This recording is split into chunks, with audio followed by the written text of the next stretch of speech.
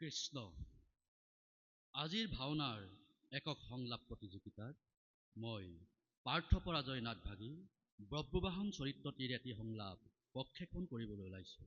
অজানিতে হৈ যোৱা ভুল ভ্ৰান্তিখিনি আপোনাসৱে ক্ষমা কৰি দিব।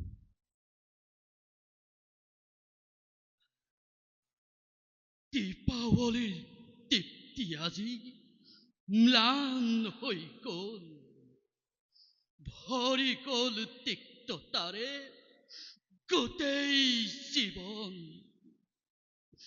পান কৰি পেক্তাৰ হাকৰ পুৰাই সমীৰণে উতলা পৱনে সকলোৱে কৰে সেই হীন উচ্চাৰণ।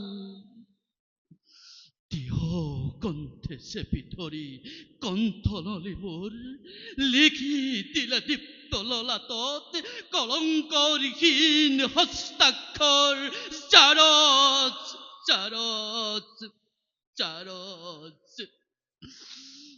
মূৰ্ছা গ'ল বসন্তৰ পৱন কুসুম, হৰি গ'ল পাহিতাৰ মাৰ গ'ল সৌন্দৰ্যৰ সৌৰভ।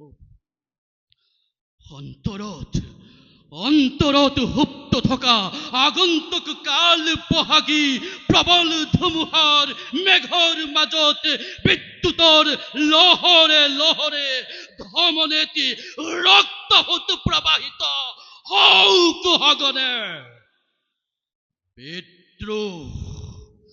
বিদ্ৰোহ নাচি উঠকে মোৰ মনতে দম্বৰু বজাই স্ফেতি কৰি সৰ্ব অংগ সৰ্বলম্কোপ। আজি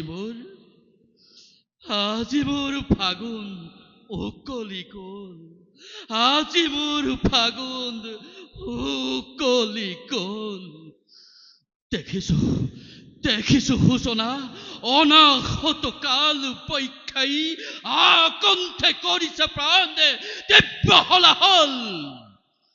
দেখা পাব মণিপুৰে, দেখা পাব দেৱতা দানৱে, যক্ষ ৰক্ষ গন্ধৰ্ব কিন্নৰ সকলোৱে দেখা পাব আজি প্ৰলয়ৰ ৰৌদ্ৰৰূপ মোৰ। সেনাপতি কিবা দুখত পদাঘাত কৰি মোৰ উচ্চ শিৰত উচ্চ কণ্ঠে হীন বাক্য কৰে ফাল্গুনীয়ে। কৃষ্ণ